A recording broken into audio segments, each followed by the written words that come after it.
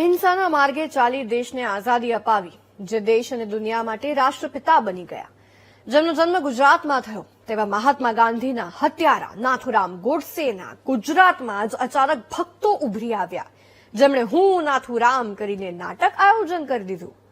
તો તેમની ગોડસે ભક્તિ ચાલીને અને આયોજન પણ રદ કરવું પડ્યું.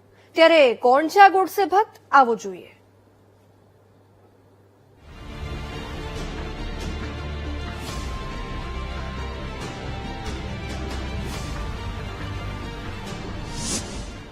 મહાત્માના ગુજરાતમાં ગોડસેના નાટકનું આયોજન કેમ? મહાનગરપાલિકાએ નાટકને મંજૂરી આપી કેવી રીતે? આ સવાલો એટલા માટે ઉઠી રહ્યા છે કારણ કે આ માત્ર ગુજરાતનું નહીં, દેશભરના લોકોનું અપમાન છે, અને તે પણ ગુજરાતના આંગણે.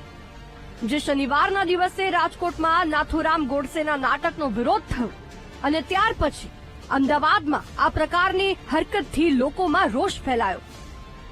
અમદાવાદમાં ગાંધીજીના હત્યારા ગોડસે પરના નાટકનો શો હું નાથુરામ ગોડસે રદ કરવામાં આવ્યો.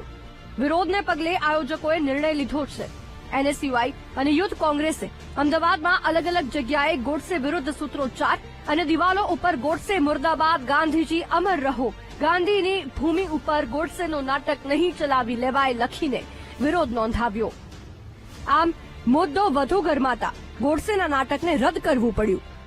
ગુજરાતમાં ઠેર ઠેર ગોડસેની વાહવાહી કરતા, ગોડસે ગાંધીજીને માર્યા એને સાચું ઠેરવવાનો પ્રયત્ન કરતા આરએસએસ ના જે ચમચાઓ નાટકો કરવા નીકળ્યા છે, હું એ બધા જ લોકોને કહેવા માંગુ છું કે આ ગાંધીનું ગુજરાત છે ને, જ્યાં સુધી કોંગ્રેસ છે, જ્યાં સુધી ગાંધીની વિચારધારાને વરેલા લોકો આ ધરતી પર છે, એક પણ નાટક થવા નહીં દઈએ. તોડફોડ થાય કે કોઈ પણ સંજોગો થાય, એક પણ નાટક નહીં યોજાય. અને આ જે સરકારમાં થોડી ઘણી પણ શરમ હોય તો ભલે તમે ગોડસેની વિચારધારામાં માનતા હોય, ભલે તમારા આકાઓ જે આરએસએસ ના છે એમના ઈશારે આ થતું હોય ને તમારાથી બોલાતું ના હોય, પણ ગાંધીના ગુજરાતમાં રહો છો, ગાંધીના નામે રાજકારણ કરો છો, એમાંથી થોડી ઘણી પણ શરમ હોય તો સરકાર આની પર બેન્ડ લગાવે. મહત્વની વાત તો એ છે કે આવા નાટકોના આયોજનો કરનારને જોનારા પણ મળી જાય છે.